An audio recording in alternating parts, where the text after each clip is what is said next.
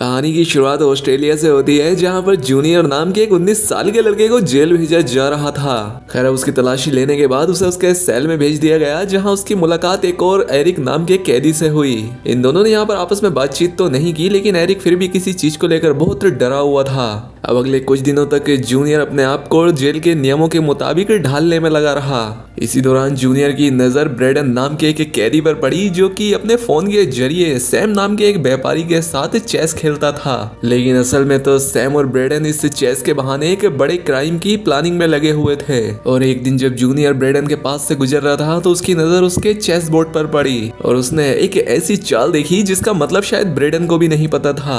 और इस बारे में जब जूनियर ने ब्रेडन को बताया, तो ब्रेडन पहले तो उसके तेज दिमाग से बहुत खुश हुआ, लेकिन बाद में उसने जूनियर से खुद को दूर रहने के लिए कहा। बाद में जूनियर को पता लगा कि एरिक को डेव नाम का एक कैदी और उसके बाकी साथी परेशान किया करते थे, और जेल के बाकी कैदी इस बात को ऐसे नजरअंदाज करते जैसे कुछ हुआ ही ना हो। और जूनियर ने एक दिन अपने सेल में जाकर देखा कि आखिरकार एरिक इस सब से परेशान होकर अपने चाकू की धार को तेज करने में लगा हुआ था। और सुबह में जब जूनियर सोकर उठा तो देखा कि एरिक की लाश जमीन पर पड़ी हुई है, यानी कि वो चाकू डेव के लिए तैयार नहीं कर रहा था, बल्कि खुद के लिए किया था। ये देखकर जूनियर ने आसपास के लोगों को मदद के लिए बुलाने की कोशिश की, लेकिन वो चाहकर भी अपने साथी को नहीं बचा सका।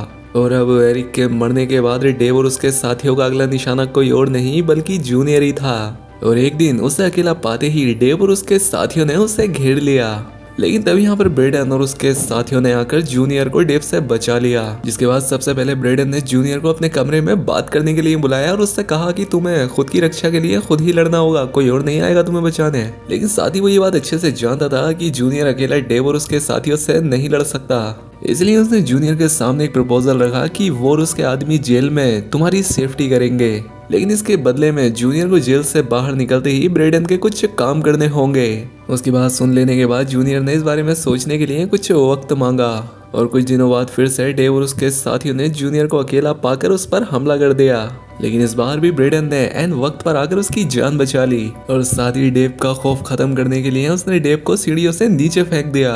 और इस घटना के बाद जूनियर ने ब्रेडन के उस प्रपोजल को तुरंत ही एक्सेप्ट कर लिया, और अब उसे जेल से निकलते ही सैम नाम के एक आदमी से मिलना था, जो कि उसे हथियार के साथ साथ छिपने का एक ठिकाना भी देने वाला था। जिसके बाद जूनियर को एक हेलीकॉप्टर को हाईजैक करके उसे जेल के अंदर लाना था, ताकि ब्रेडन और उसके साथी जेल से भाग सके। खैर, अब कुछ महीनों के बाद जूनियर का रिहाई का वक्त आ ही गया, और एकदम प्लान के मुताबिक वो जेल से निकलकर सीधा सैम के पास गया, और उसने इसे बीच साइड अपार्टमेंट के साथ एक सूटकेस में कुछ सामान भी दिया।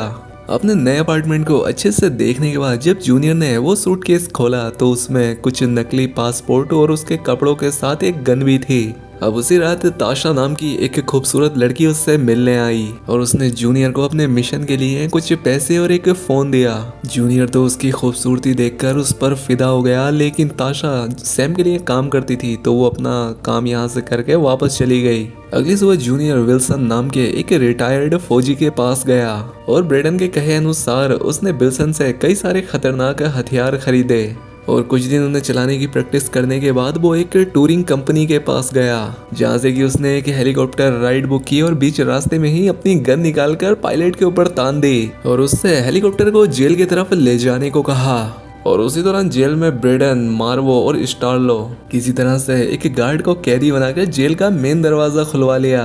और उसके कुछ ही देर बाद जूनियर भी हेलीकॉप्टर के साथ वहां तक जा पहुंचा, जिसके बाद ये लोग उस गार्ड को वहीं पर छोड़कर जेल से निकल गए। ये लोग एक खाली माइन फील्ड में पहुंच गए, जहां पर कि सैम ने इनके लिए पहले से ही एक गाड़ी का इंतजाम किया हुआ था। जिसके बाद ये लोग पायलट और हेलीकॉप्टर को वहीं पर छोड़कर गाड़ी में बैठकर वहां से निकल गए।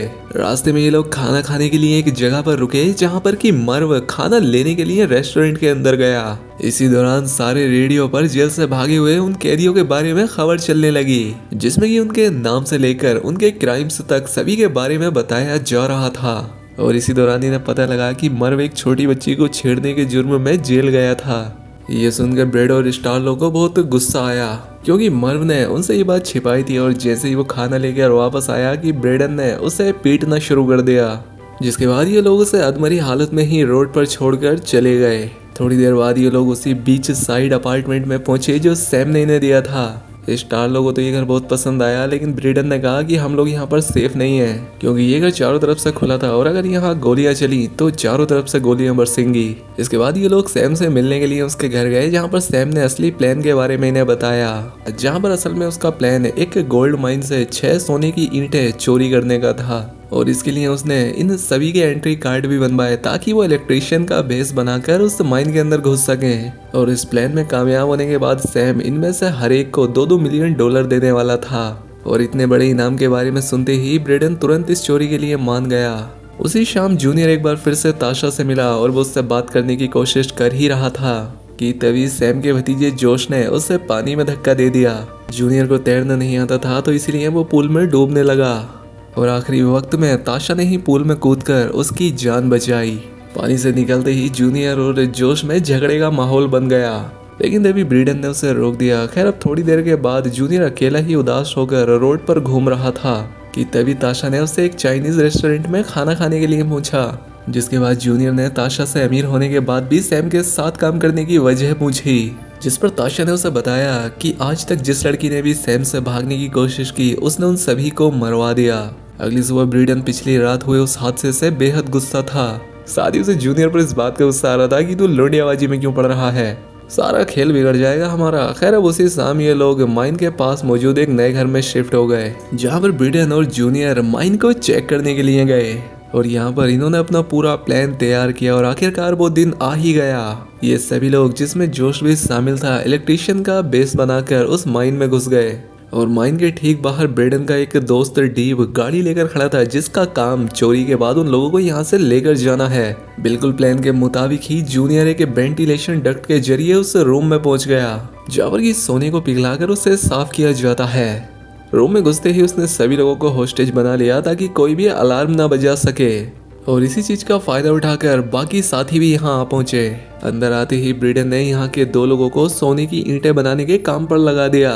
यहाँ पर सब कुछ एकदम बढ़िया चल रहा था कि इसी बीच जोश डर गया और उसने एक आदमी के पैर पर गोली मार दी और इस चीज से गुस्सा होकर ब्रेडन ने उसके मुंह पर एक जोरदार घूंसा दे मारा। लेकिन अब काफी देर हो चुकी थी। इसके कुछ ही देर बाद स्टीव ने इन्हें पुलिस के आने की खबर दी। ये बात सुनते ही ब्रेडन ने वो 6 सोने की ईंटें अपने बैग में डाली और किसी तरह से छिपते छिपाते यहाँ के कर्मचारियों के साथ ही माइन से बाहर निकलने लगे। और बाहर निकलते वक्त इन्होंने कर्मचारियों की मौजूदगी का फायदा उठाकर पुलिस वालों पर गोलियां चलाना शुरू कर दी और जैसे ही थोड़ी भगदड़ मची, ये लोग तुरंत अपनी गाड़ी में बैठकर यहाँ से निकल गए और अब पुलिस की गाड़ियों ने इनका पीछा करना शुरू कर दिया। थोड़ी दूर आगे जाने पर एक गोली आकर सीधा स्टारियो को लगी, जिसने उसे काफी जख्मी कर दिया, लेकिन फिर भी किसी तरह से स्टीव ने पुलिस वालों को चकमा दे ही दिया।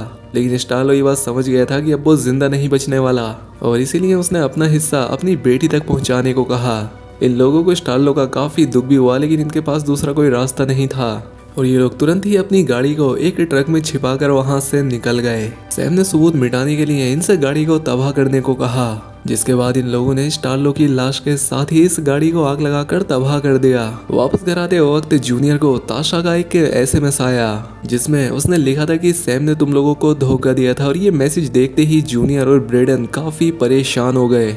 जिसके बाद ये लोग तुरंत एक कब्र पर गए, जहां ब्रीडन ने पहले से ही कुछ पैसे छिपा रखे थे। ये लोग जानते थे कि सैम उस गोल्ड की अदला बदली मेलबोर्न में करने वाला था, तो इसीलिए ये लोग भी मेलबोर्न पहुंचने के लिए ट्रेन में चढ़ गए। ट्रेन में एक बार फिर से जूनियर की मुलाकात ताशा से हुई और यहाँ पर ये दोनों काफी करीब आ गए। मेलबोर्न पहुंचते ही इन लोगों ने एक सस्ता सा होटल लिया ताकि ये किसी की नजर में ना आ सकें। वहीं ब्रीडन जूनियर और ताशा की इन नजदीकियों को लेकर बहुत नाराज था और एक रात जब ताशा बाहर गई हुई थी तो उसने जूनियर को समझाते हुए कहा कि देखो ये लड़की धोखा भी दे सकती है तुम्हें, क्योंकि आखिर ये काम तो अपने बॉस के लिए ही करेगी ना। ब्रीडन ने जूनियर से कहा कि देख भाई तू थोड़े ज्यादा पैसे ले ले पर इससे लड़की का पीछा छोड़ दे, तू मेरी बात मान ले तू। लेकिन इनकी बदकिस्मती से ताशा ने इनकी सारी बातें ही सुन ली। इस चीज से वो नाराज और परेशान होकर यहाँ से भाग गई, लेकिन जूनियर ने अपनी सफाई देने के लिए उसका पीछा किया और उसने ताशा को रोक भी लिया, जिस पर ताशा ने उससे कहा कि तेरे साथ जो आदमी है ये कौन सा दूध का धुला है, देख लिया अपना काम पूरा होते ही धोखा दे देगा तुझे ये। इसी दौरान सैम के एक शूटर को ब्रेडन और जूनियर का पता मिल गया था, जिसके बाद उसने तुरंत वहां पहुंचते ही अपनी गन ब्रेडन के सर पर तान दी, क्योंकि सैम ने ब्रेडन के सर पर एक मोटा इनाम रखा हुआ था। लेकिन ब्रेडन ने बड़ी ही चालाकी से वैन को ज्यादा पैसों का लालच देते हुए और साथ ही सैम की गद्दारी बताते हुए उसे अपनी टीम में शामिल कर कर लिया। अगली सुबह जूनियर और ब्रेडन उस जगह पर पहुंचे जहाँ पर की सोने की अदला बदली होने वाली थी और इनके यहाँ पहुंचते ही इनकी नजर जोश पर पड़ी जो कि सैम की जगह डीलर से अदला बदली करने आया था। और तभी वैन ने एक ट्रक फुल स्पीड में लाकर उन दोनों गाड़ियों में ठोक दिया, जिसके बाद उसने यहाँ पर मौजूद सभी डीलर्स पर अंधाधुंध गोलियां चलाना शुरू कर दी। और इसी का फायदा उठाते हुए जूनियर और ब्रेडन ने सोने की ईंटों वाला वो बैग चोरी कर लिया। जिसके बाद ये लोग अपना हिसाब बराबर करने के लिए सैम के घर पहुंचे, जहाँ पहुंचकर ब्रेडन ने बिना कुछ सोचे ही सैम को गोली मार दी। जिसके बाद एक बार फिर से ब्रेडन और जूनियर ने छिपकर एक होटल किराए पर लिया। जहाँ पहुंचते ही ब्रेडन ने सोने से भरा सूटकेस एक बेड के नीचे छिपा दिया और जूनियर किसी बहाने से बाहर निकला, जहाँ पर कि उसने होटल का एड्रेस और चाबी चुपके से ताशा को मेल कर दी। इसके बाद जूनियर और ब्रेडन ने एक बोट खरीदकर हमेशा के लिए देश छोड़ने का फैसला किया। और रास्ते में फिर वही हुआ जो ताशा ने जूनियर से कहा था। पैसा आते ही ब्रेडन ने जूनियर को धोखा दे दिया और वो जूनियर को सिर्फ थोड़ा सा ही हिस्सा देने वाला था और ये भी अपनी औरत के कहने पर पहले ही जान गया था कि ये मुझे धोखा देगा जरूर। जिसके बाद उसने ताशा के कहने पर सोने की ईंटों को पत्थर से बदल दिया था।